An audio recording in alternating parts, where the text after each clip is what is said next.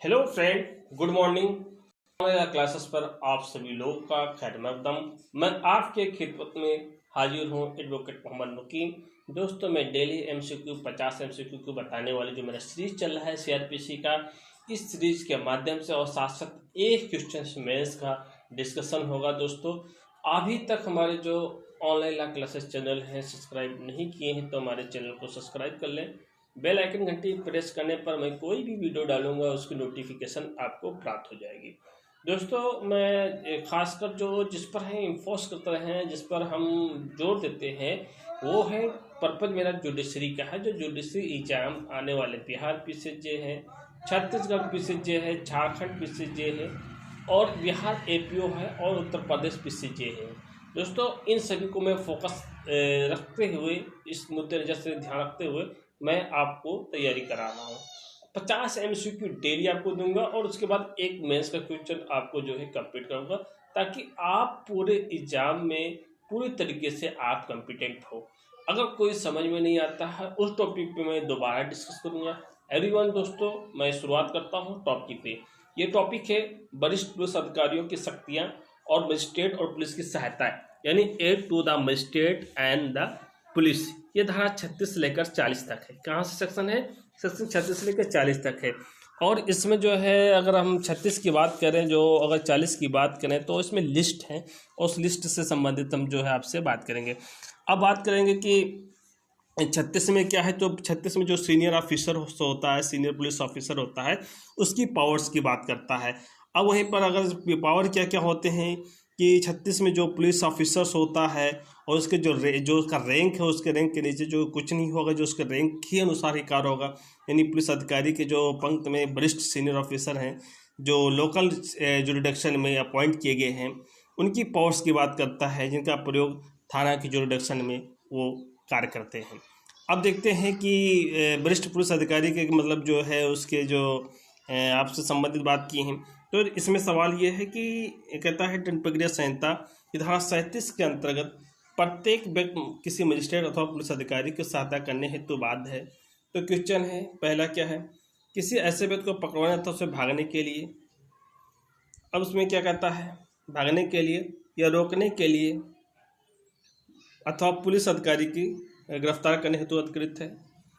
शांत भंग को रोकथाम अथवा दमन करने के लिए, रेलवे को पहुंचाने के लिए और किसी भी क्षति रोकथाम के लिए उपरोक्त में से सभी। तो ये आरजीएस 2014 में, जेजेएस 2014 में पूछे गए हैं।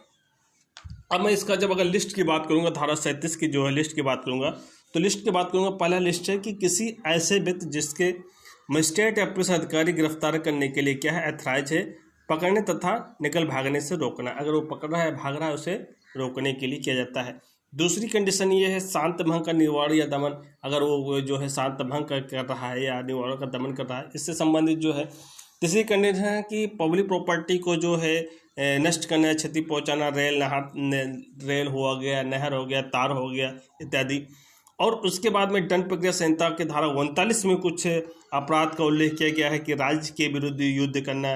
राज्य के विरुद्ध जैसे धारा 121 है, 126 है, 130 है, जो भारतीय दंड संहिता में बताया गया है। दूसरे है जो बताता है लोक प्रशांति के विरुद्ध अपराध है, जो भारतीय दंड संहिता के धारा 143, 144, 145, 147, 148। और उसके बाद तीसरा कहता है अवैध तकसीम से संबंधित अपराध जो हैं, यानी अवैध प्रतोषण से संबंधित अपराध हैं। फोर्थ बात कहता है कि खाद्य औषध अपमिश्रण से संबंधित अपराध हैं, जो सेक्शन 272 से लेकर 278 तक है। पांचवा बात करता है जीवन के संकटमय अपराधी जो है 302, 303, 304 भारतीय दंड संहिता में बताया गया है। मुक्त धन के लिए, व्यापार अपहरण के लिए धारा 364 में बताया गया है। चोरी करने के लिए, मृत्यु घोर अपहरण के लिए बताया गया है। और उसके बाद लूट डकैती के अपराध, लोक सेवक द्वारा आपराधिक न्यास भंग से संबंधित अपराध, संपत्ति के विरुद्ध अपराध, संपत्ति रजिस्ट्री के विरुद्ध अपराध, गृह अत्याचार से संबंधित, प्रेक्षण गृह अत्याचार से संबंधित, करेंसी नोट बैंक से संबंधित, ये सभी अपराध बताए गए हैं। दोस्तों, अब मैं क्वेश्चन जो है शुरुआत करता हूँ। 1 मिनट। दंड प्रक्रिया संहिता के निम्नलिखित में से धाराओं में से कौन सी धारा कतिपय अपराधों को जनता द्वारा पुलिस अधिकारी को सूचित किया जाने का प्रावधान है? तो संहिता के धारा कौन सा है?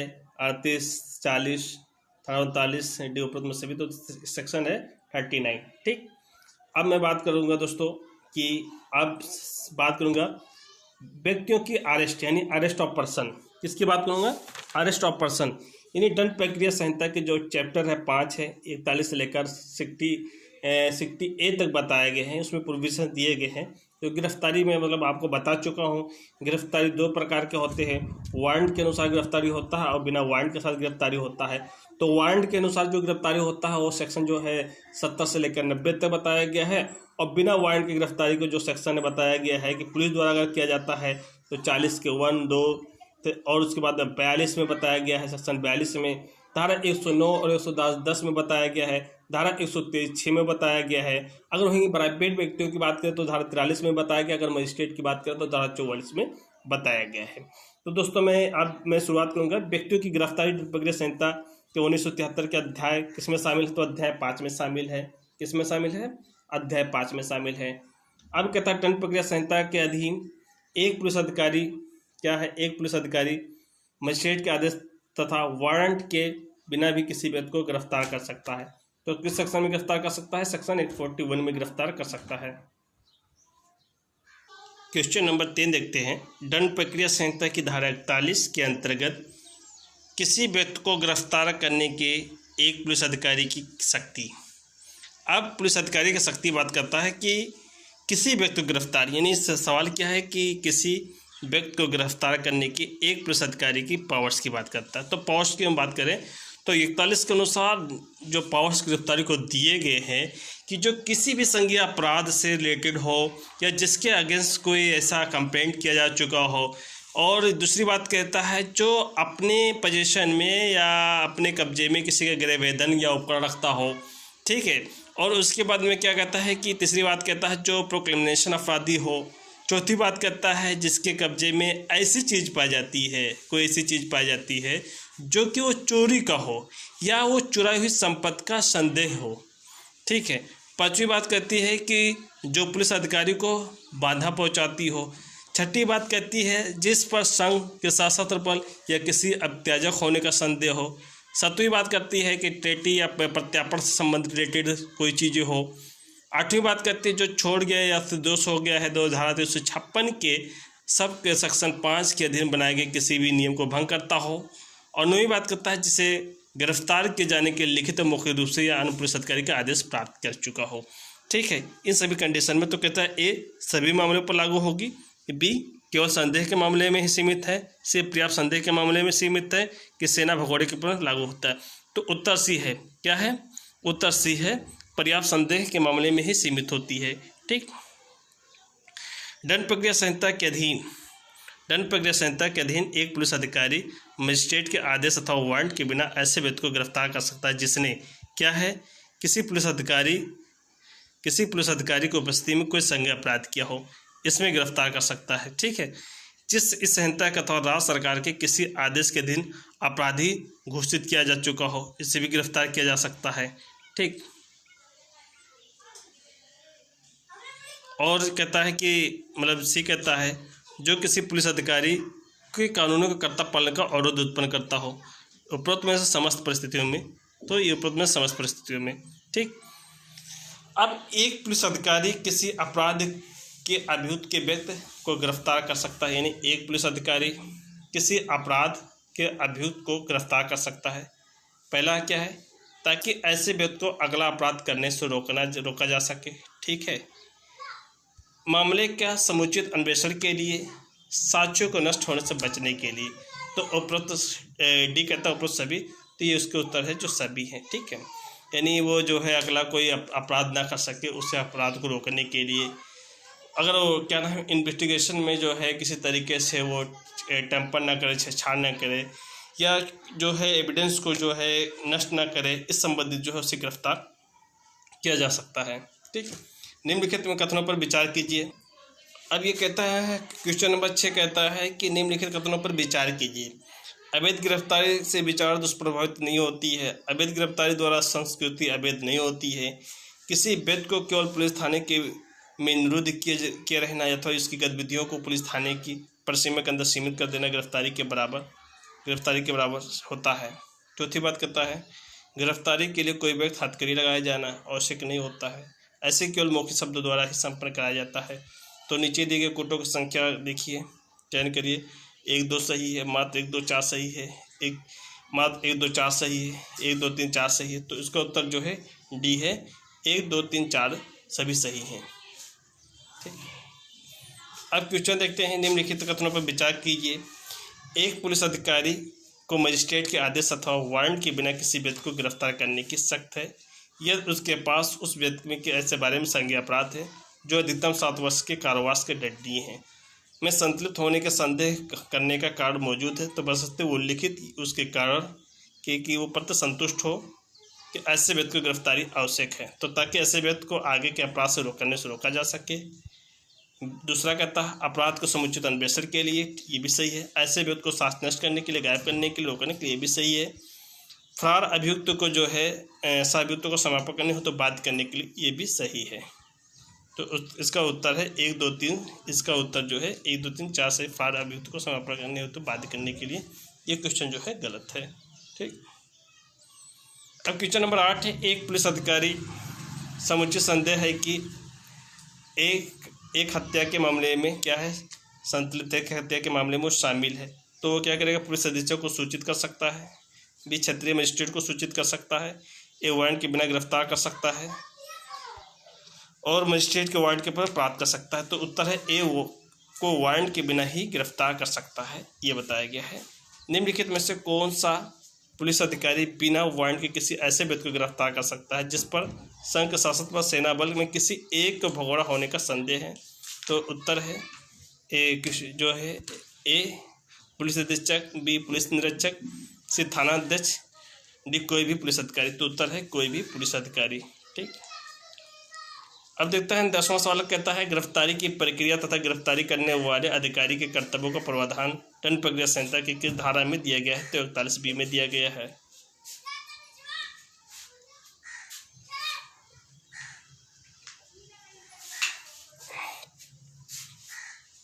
क्वेश्चन नंबर हम 11 देखते हैं।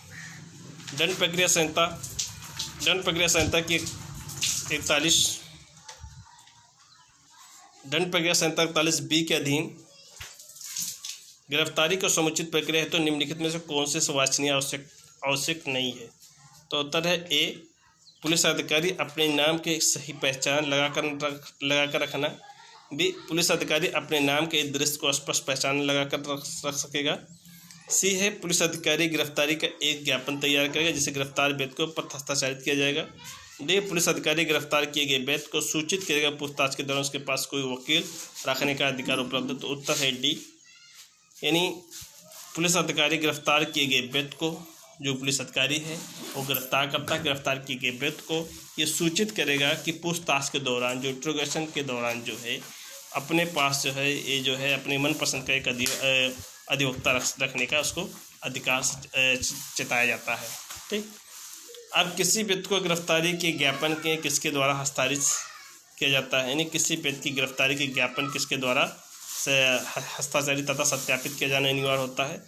ए है उसके परिवार के किसी सदस्य अथवा संबंधी द्वारा, बी, मोहल्ले तथा उसके किसी संबंधी द्वारा, डी, सी है किसी अन्य मोहल्ले तथा उसके परिवार के एक सदस्य द्वारा, डी, उसके परिवार अथवा मोहल्ले के किसी निवासी द्वारा तथा गिरफ्तार किए गए व्यक्ति द्वारा हस्ताक्षरित। तो उत्तर है डी, उसके परिवार अथवा मोहल्ले के किसी निवासी द्वारा तथा गिरफ्तार किए गए व्यक्ति द्वारा हस्ताक्षरित किया जाएगा। क्वेश्चन नंबर है 13। दंड प्रक्रिया संहिता 41A के 41C राज्य सरकार द्वारा नियंत्रण कक्ष की स्थापना करेगी, केवल जिला स्तर पर, केवल राज्य स्तर पर, केवल आयुक्त स्तर पर, राज्य और जिला स्तर पर? तो उत्तर डी है, राज्य और जिला स्तर पर करेगी। किस प्रावधान के अंतर्गत गिरफ्तार किए गए व्यक्ति को पूछताछ के दौरान जो है अपनी पसंद की एक अधिवक्ता मुलाकात करने का अधिकार दिया गया है? तो धारा 41D में दिया गया है। ठीक, दंड प्रक्रिया संहिता की कौन सी धारा एक प्राइवेट व्यक्ति को किसी संज्ञेय अपराध करने के लिए व्यक्ति को गिरफ्तार करने हेतु अधिकृत करता है? तो धारा जो है 43 किसकी बात करता है? कौन सी धारा? प्राइवेट व्यक्ति को गिरफ्तार संज्ञेय अपराध करने वाले व्यक्ति को ये प्राप्त है धारा 43 के तहत। ठीक, अब निम्नलिखित में से कौन सा कथन दंड प्रक्रिया संहिता के अधीन सही नहीं है? जहां एक प्राइवेट व्यक्ति अथवा अधिकृत व्यक्ति किसी व्यक्ति को गिरफ्तार करने तथा उसे पुलिस अभिरक्षा में सौंप देने का अधिकार हो, ऐसे प्राइवेट व्यक्ति को गिरफ्तार किए गए व्यक्ति की तलाशी ले सकता है। तो यहाँ तलाशी जो प्राइवेट नहीं ले सकता है। यानी जहाँ एक प्राइवेट व्यक्ति है और अधिकृत है व्यक्ति को किसी व्यक्ति को गिरफ्तार कर सकते हैं तथा पुलिस अभिरक्षा में सौंप देने का अधिकार वो प्राइवेट व्यक्ति ऐसे गिरफ्तार किए गए व्यक्ति को तलाशी भी ले सकता है। अगर पुलिस अधिकारी द्वारा अगर किसी द्वारा जो अन्य जिसने जो उसे अथॉराइज है गिरफ्तार करने के लिए तो वो तलाशी ले सकता है, प्राइवेट व्यक्ति तलाशी नहीं ले सकता है। जांच और विचारण दोनों ही न्यायिक कार्रवाई में शामिल होते हैं, यानी जो इंक्वायरी और ट्रायल दोनों क्या है वो न्यायिक प्रोसीडिंग में शामिल होती है, भी सही है। परिवाद किसी भी व्यक्ति द्वारा की जा सकती है, भी सही है, तथा यह आवश्यक नहीं है कि केवल आहत अथवा प्रभावित व्यक्ति शिकायत के लिए, भी सही है। यानी आरोप में केवल वारंट में ही तय किए जाते हैं, तुच्छ समन मामले में आरोप तय करने के लिए कोई आवश्यकता नहीं होती है। तो इसका क्वेश्चन क्या कहता है कि निम्नलिखित में कौन सा कदम दंड प्रक्रिया संहिता का कदम सही नहीं है, तो सही नहीं है तो ए सही नहीं है। यानी जहां एक प्राइवेट व्यक्ति अधिकृत है किसी व्यक्ति को गिरफ्तार करने तथा पुलिस अभिरक्षा में सौंप देने का अधिकार ऐसे प्राइवेट व्यक्ति को गिरफ्तार किए गए व्यक्ति को तलाशी ले सकता है, ये सही नहीं है और पूरे के पूरे सही है। एक प्राइवेट व्यक्ति किसी व्यक्ति को गिरफ्तार कर सकता है, किसी व्यक्ति को भी गिरफ्तार कर सकता है। अब वो मामला कैसा होना चाहिए, आपराधिक क्या नाम है, एक कहता है अपराध होना ज्ञात हो, उसकी उपस्थिति में असंज्ञेय अपराध कर रहा हो, सी कहता जो उसकी उपस्थिति में जमानती अपराध कर रहा हो, डी कहता जो उसकी उपस्थिति में संज्ञेय और अजमानती अपराध कर रहा हो, इसी को गिरफ्तार कर सकता है प्राइवेट व्यक्ति। दंड प्रक्रिया संहिता की किस धारा के अंतर्गत एक मजिस्ट्रेट किसी व्यक्ति को गिरफ्तार कर सकता है, तो धारा 44 के तहत गिरफ्तार कर सकता है। ठीक है, क्या है, एक मजिस्ट्रेट है पथ भ्रमण के दौरान उसकी उपस्थिति में एक हत्या हो जाती, क्या वो अपराधी स्वयं गिरफ्तार कर सकता है, तो उत्तर है हाँ। दंड प्रक्रिया संहिता की कौन सी धारा जो है शास्त्र बलों की इस कर्मचारियों को गिरफ्तारी का संरक्षण प्रदान करती है, तो धारा 45 प्रदान करती है। ठीक है,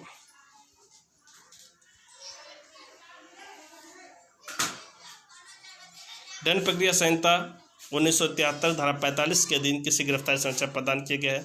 यह भारत के राष्ट्रपति, न्यायिक अभिकरण, न्यायिक अधिकारीगण, सशस्त्र बलों के द्वारा कर्मचारी और सी है संसद द्वारा, तो किसे प्राप्त है, तो उत्तर है सी न्यायिक अधिकारीगण। ठीक, निम्नलिखित में से कौन सा कथन क्या है, निम्नलिखित में से कौन गलत है, यानी गलत क्या है,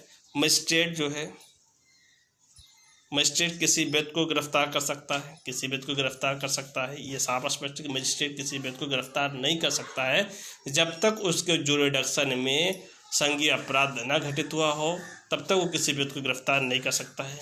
एक प्राइवेट व्यक्ति किसी व्यक्ति को भी गिरफ्तार कर सकता है, तो ये भी सही नहीं। एक प्राइवेट व्यक्ति जो है संज्ञेय और अजमानती अपराध हो तभी गिरफ्तार कर सकता है।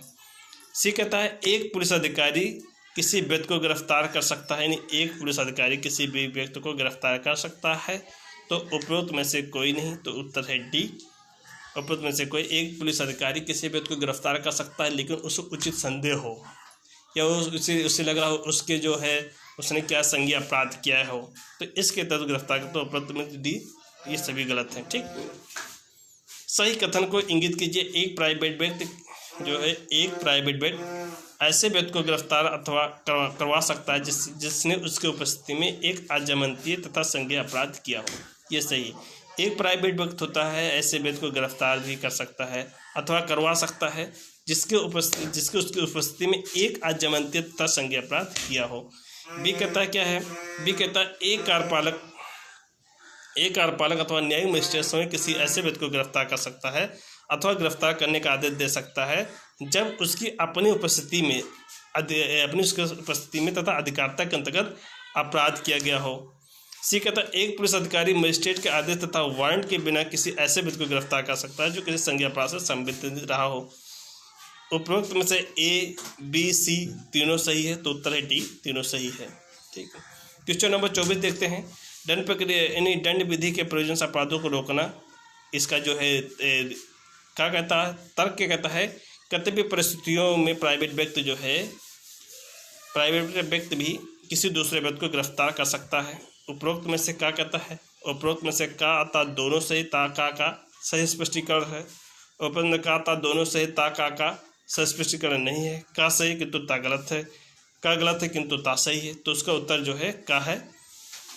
का में क्या कहता है, उपरोक्त में से ए और ता दोनों सही है तथा ता का सही स्पष्टीकरण नहीं है। दंड प्रक्रिया संहिता 1973 निम्नलिखित धाराओं में से कौन सी धारा पुरुष से संबंधित है? पुरुष से यानी कौन सा धारा जो है पुलिस अधिकारी से कौन सी धारा पुरुष पुलिस अधिकारी से किसी भी महिला को गिरफ्तार करने के लिए दौरान उसको स्पर्श करने का प्रतिबंध करता है? तो उत्तर है 41(1)(a) का परंतु, उत्तर है 42(2) का परंतु, उत्तर है 46(1) का परंतु। तो इसका उपरोक्त में से कोई नहीं, तो उत्तर है सी 46(1) का परंतु। निम्नलिखित में से कौन सा कथन गलत है? कौन सा स्टेटमेंट जो है गलत है? यदि कोई व्यक्ति अपनी गिरफ्तारी का प्रयास का बलात्कार विरोध कर रहा है तो पुलिस अधिकारी क्या करेगा? गिरफ्तारी के लिए प्रत्येक संभव का साधन का उपयोग कर सकता है। ए भी ऐसे व्यक्ति को जान मार सकता है चाहे उसने कोई भी अपराध क्यों ना किया हो, तो जान नहीं ले सकता जब तक मृत्यु या जीवन कारावास का अपराध नहीं किया है। हत्या के आरोपी किसी व्यक्ति को जान से मार सकता है। इसका जो उत्तर है बी है, यानी बी क्या कहता है? बी कहता है ऐसे व्यक्ति को जान मार सकता है चाहे उसने कोई भी अपराध क्यों ना किया हो। ये कथन जो है गलत है। ठीक है, केवल अपवादी परिस्थितियों को छोड़कर, यानी केवल अपवाद परिस्थितियों को छोड़कर किसी भी महिला को सूर्यास्त उपरांत सूर्योदय के पूर्व भी गिरफ्तारी नहीं किया जाएगा तथा जहां गिरफ्तारी के लिए ऐसा अपवादी परिस्थितियां मौजूद है महिला पुलिस अधिकारी निम्नलिखित में से कोई प्रोन्नति प्राप्त नहीं करेगा। ए है जिला मजिस्ट्रेट, बी है पुलिस अधीक्षक, सी है प्रथम श्रेणी का न्यायिक मजिस्ट्रेट, डी है सत्र न्यायाधीश। तो उत्तर है सी प्रथम श्रेणी का न्यायिक मजिस्ट्रेट। किसी स्थान की तलाशी की सख्त का प्रावधान किस धारा में किया गया है? उत्तर है धारा 45, धारा 46, धारा 47, धारा 48। तो धारा 47 में किया गया है। दंड प्रक्रिया संहिता के किस प्रावधान के अंतर्गत पुलिस अधिकारी के लिए अनिवार्य है कि वो गिरफ्तार किए गए व्यक्ति को उसकी गिरफ्तारी के कारण अपराध की जमानत होने उसके जमानत होने का अधिकार सूचित करेगा? तो किस सेक्शन में दिया गया है? धारा 150, 155, 150, धारा 510। तो उत्तर है धारा 50 में जो है क्या दिया गया है कि दंड प्रक्रिया संहिता के अंतर्गत जो है पुलिस अधिकारी को अनिवार्य है, क्या है पुलिस अधिकारी को यह अनिवार्य है कि उसे गिरफ्तार किए गए व्यक्ति को उसकी गिरफ्तारी के कारणों का जो है सूचित किया दे, कारण तथा अपराध की जमानत होने का उसके जमानत देने का अधिकार को उसे सूचित करे। ठीक, ये बताया गया है। अब बात करते हैं क्वेश्चन नंबर 30। एक गिरफ्तार व्यक्ति क्या है? एक गिरफ्तार व्यक्ति अधिकारों से संबंधित सही कथन इंगित कीजिए। वारंट के बिना गिरफ्तार किए गए व्यक्ति को निम्नलिखित में से कौन सा अधिकार शामिल है? उस अपराध के विवरण जहां सूचित किए जाने का जिसके लिए गिरफ्तार किया गया है। ए दूसरा कहता है कि अपनी गिरफ्तारी को सूचित के लिए किसी संबंधी अथवा मित्र का नाम देना, संपूर्ण पूछताछ के दौरान अपने पसंद किसी अधिवक्ता का साथ रखना, एक चिकित्सा अधिकारी द्वारा निर्मित चिकित्सीय परीक्षा करवाना। उपरोक्त में से कौन सा कथन सही है? तो उत्तर है गा 1, 2, 4, यानी 1, 2, 4 सही है। एक क्या है? उस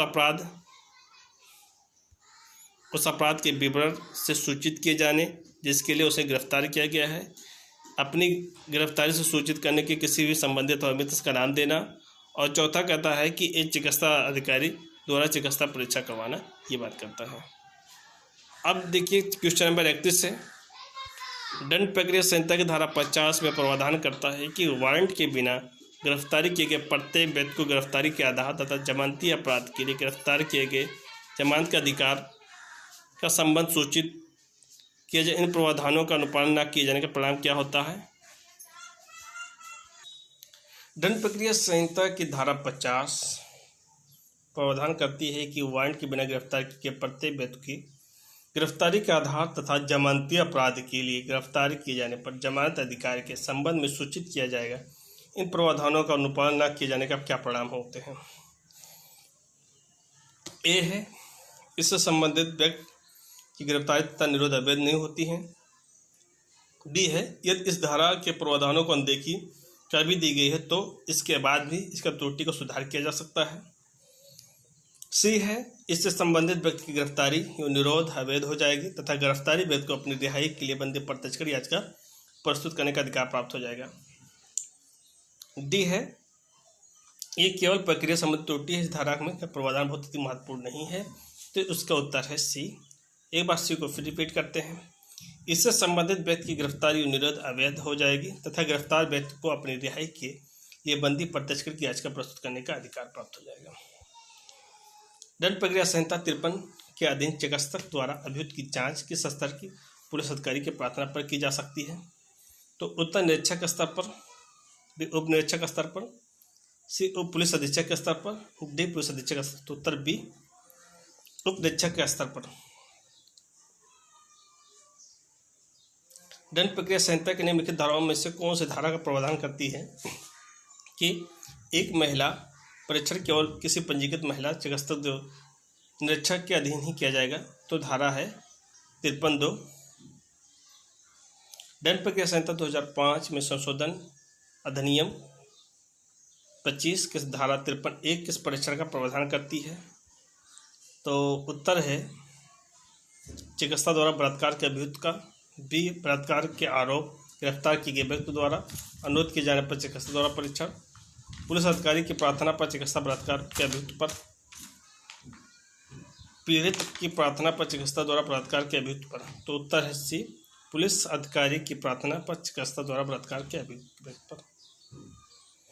जब किसी व्यक्ति को बलात्कार के आरोप में दंड प्रक्रिया संहिता की धारा 53(1) के अधीन गिरफ्तार किया जाता है तो गिरफ्तार व्यक्ति का परिचय किसी ऐसे पंजीकृत चिकित्सक द्वारा तब तक किया जा सकता है जब घटनास्थल के 16 किलोमीटर की परिधि के अंदर अथवा स्थानीय प्राधिकार द्वारा संचालित किसी अस्पताल में नियुक्त कोई पंजीकृत चिकित्सक उपलब्ध न हो। तो दूरी किस स्थान से होनी चाहिए? अपराध के स्थल से। ठीक है, उत्तर क्या है? अपराध के स्थल से। दंड प्रक्रिया संहिता की किस धारा के अधीन गिरफ्तार व्यक्ति परीक्षण के गिरफ्तारी के तुरंत बाद एक सरकारी चिकित्सक अधिकारी द्वारा किया जाना आवश्यक है? तो उत्तर है धारा 54। 37 दंड प्रक्रिया संहिता निम्नलिखित धाराओं में से कौन सी धारा गिरफ्तार व्यक्ति की शनाख्त का प्रावधान करती है? तो उत्तर है बी धारा 54(a).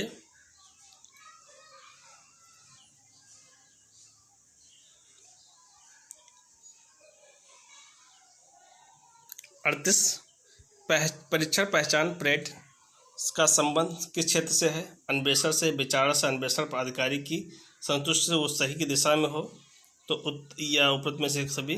तो इसका जो उद्देश्य है वो है इन्वेस्टिगेशन से यानी अन्वेषण से। पुलिस अधिकारी द्वारा अपने अधीनस्थ को गिरफ्तार के लिए अधिकृत किए जाने की प्रक्रिया प्रावधान किस धारा में किया गया है? तो धारा 55 में किया गया है, बी। गिरफ्तार किए गए व्यक्ति के स्वास्थ्य सुरक्षा से संबंधित प्रावधान दंड प्रक्रिया संहिता 1973 इन्हीं में से किन धाराओं के अंतर्गत किया गया है? तो उत्तर है सी 55(a) के तहत। एक पुलिस अधिकारी द्वारा गिरफ्तार व्यक्ति को कितने दिनों तक हिरासत में रख सकता है? उत्तर है सी 24 घंटे। दंड प्रक्रिया संहिता 1973 निम्नलिखित में से किस धारा के अंतर्गत यह अनिवार्य है कि गिरफ्तार किए गए व्यक्ति को गिरफ्तारी 24 घंटे के अंदर ही मजिस्ट्रेट के समक्ष प्रस्तुत किया जाए? तो उत्तर है सी 57। यानी गिरफ्तार किए गए व्यक्ति को 24 घंटे के अंदर मजिस्ट्रेट के समक्ष जो है प्रस्तुत कर देने की प्रक्रिया जो है 57 में बताया गया है। ठीक। बिना वारंट गिरफ्तारी किए गए किसी व्यक्ति की सूचना थाने के प्रभारी अधिकारी को किसके द्वारा की जाएगी?